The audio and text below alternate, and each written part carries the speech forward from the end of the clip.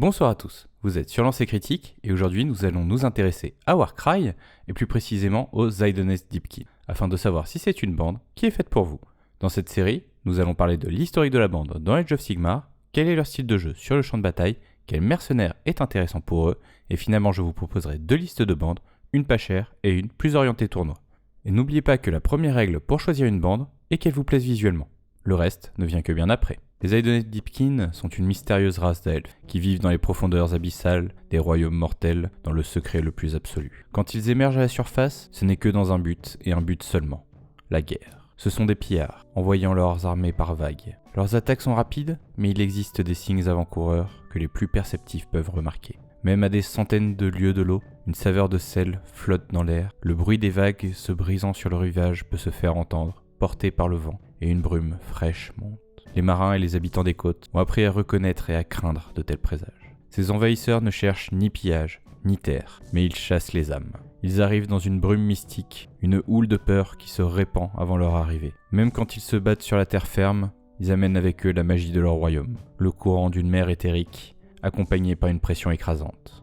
Nombreux sont ceux qui restent tétanisés face à des behemoths légendaires semblant voler dans les airs, dirigés par les guerriers aux elfes au regard glacé. Au zénith de la bataille, les Zidoness sont dans une furie instoppable. Alors que la vague redescend, les soldats en font de même. Ils continuent de faire pleuvoir des flèches et de lancer des contre-attaques alors qu'ils se retirent. Après leur passage, il ne reste plus que ruines, morts et dormeurs qui ne se réveilleront jamais, ceux dont l'âme ont été volées. Rejoignant les vagues, les Zidoness retournent à leur isolement dans les profondeurs, alors que leurs victimes commencent à les oublier grâce à la magie de la mer éthérique. Comme partout ailleurs, les Zidoness lancent des raids sur les 8 points. Dans une bande on peut croiser des Namaratitrals, ce sont le gros des troupes Zidoness, allant au combat avec d'imposantes armes à 2 mains. Bien qu'aveugles, ils manient leurs armes massives avec toute la grâce et la précision dont peut faire preuve un elfe. Des Namarti Reavers, ce sont des éclaireurs rapides, armés d'arcs silencieux, ils s'approchent pour lâcher une volée de flèches mortelles. Malgré qu'ils n'aient pas d'yeux, ils sont étrangement précis, utilisant d'autres sens pour repérer leurs cibles. Des Achelians Ishlengard, chevauchant des anguilles Fangamoras, ces guerriers se battent en formation flexible.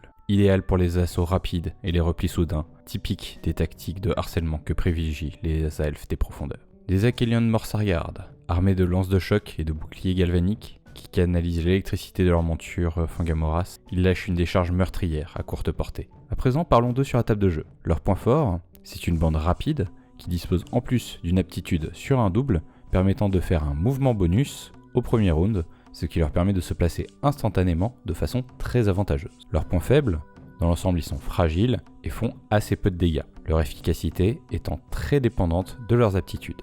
En unité sacrifiable, nous avons les Namaratitrals. C'est une des unités les plus importantes de votre bande, car bien qu'elles soient très fragiles, les dégâts qu'ils infligent pour leurs coups en poing font partie des plus élevés du jeu. Ils disposent d'une aptitude sur un double qui leur permet de faire quelques dégâts à toutes les unités ennemies à 2 pouces. Autre unité sacrifiable, les Namarti Reavers. Ils disposent d'une attaque à distance à 15 pouces, qui est très honnête, à condition d'utiliser leur aptitude qui leur permet d'ajouter 1 au nombre d'attaques sur un ennemi à plus de 3 pouces. Et ils disposent d'un confortable mouvement de 6, ce qui leur permettra de se placer facilement dans les hauteurs. En élite, nous avons les Morsargard.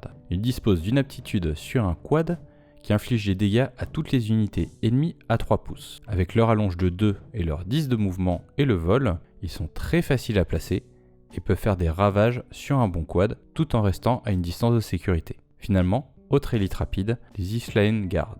Ils ont une aptitude sur un triple qui permet jusqu'à la fin du round de bataille de considérer les touches critiques qu'ils subissent comme des touches normales. Disposant également d'un mouvement de 10 et le vol, ça en fait de parfaits outils pour aller chercher et tenir les objectifs. Le leader a une aptitude sur un triple qui ne peut être utilisé que lors du 3e round de bataille, et qui permet d'ajouter 1 à la caractéristique d'attaque et de force de tous les combattants amis à 6 pouces. Cette aptitude est charnière pour votre bande, et beaucoup de vos parties vont se jouer lors de ce tour 3. Il va donc nous falloir un leader capable de survivre jusque-là. Nous en avons 4 différents, les 2 Namarti qui sont malheureusement trop fragiles, la version Morsar qui est souvent mon choix de prédilection, car il pourra rester actif dans la bataille grâce à ses 2 de portée tout en étant suffisamment résistant pour survivre jusqu'au tour 3, et finalement nous avons la version Ishleen qui est un choix qui peut être un peu plus sûr en termes de survie, mais qui à mon sens risque d'être d'une utilité limitée la majorité de la bataille. En mercenaire, je vous conseille bien sûr la Slaughter Queen,